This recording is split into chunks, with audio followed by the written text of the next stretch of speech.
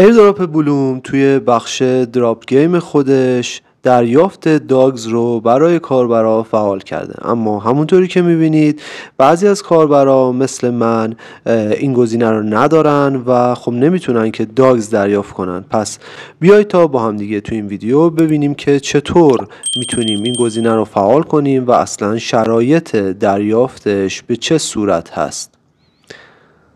خب روز گذشته این ایردراپ توی کانال رسمی خودش یک خبری رو منتشر کرده و شرایط دریافت رو توضیح داده. گفته که این دریافت بستگی به میزان فعالیت شما توی دراپ گیم، همینطور دعوت کردن 5 تا دوست یا همون رفرال داره و خب تعداد ورودی های شما به ربات و یعنی اینکه چقدر وارد ربات شدید و چه فعالیتی داشتید این روزهایی رو که پاداش های روزانه رو دریافت میکنید و همینطور متصل کردن کیف پولتون و انجام تراکنش. اینها معیارهایی هستند که باعث شدن که دریافت داگز برای برخی از کاربران فعال بشه. همینطور گفته که یه سری از معیارهای مخفی برای ما وجود داره که خب اونها رو برای همه فاش نمی کنیم.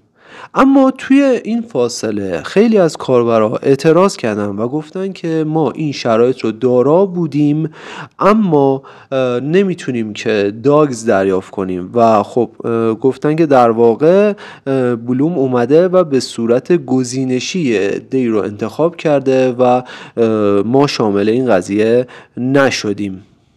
به همین خاطر توی پست بعدی ایردراپ بلوم اعلام کرده که قبول داره که فرایند انتخاب کاربرا برای واجد شرایط شدن شفاف نبوده و خب طبیعتاً کاربرها در این زمینه حق دارن، اما تأکید کرده که در آینده قصد داره که بازی‌های بیشتری رو رونمایی کنه و اون وقت شما میتونید که توی اون بازی‌های جدید حالا ارزهایی مثل داگز یا حالا هر ارز دیگه‌ای که قرار باشه که ارائه بشه دریافت کنید. پس در حال حاضر امکان فعال کردن دریافت داگز توی دراپ گیم وجود نداره و شما باید منتظر بازی‌های بعدی بلوم باشید. امیدوارم که این ویدیو براتون مفید بوده باشه. سابسکرایب و زنگوله رو فراموش نکنید. سودآور باشید.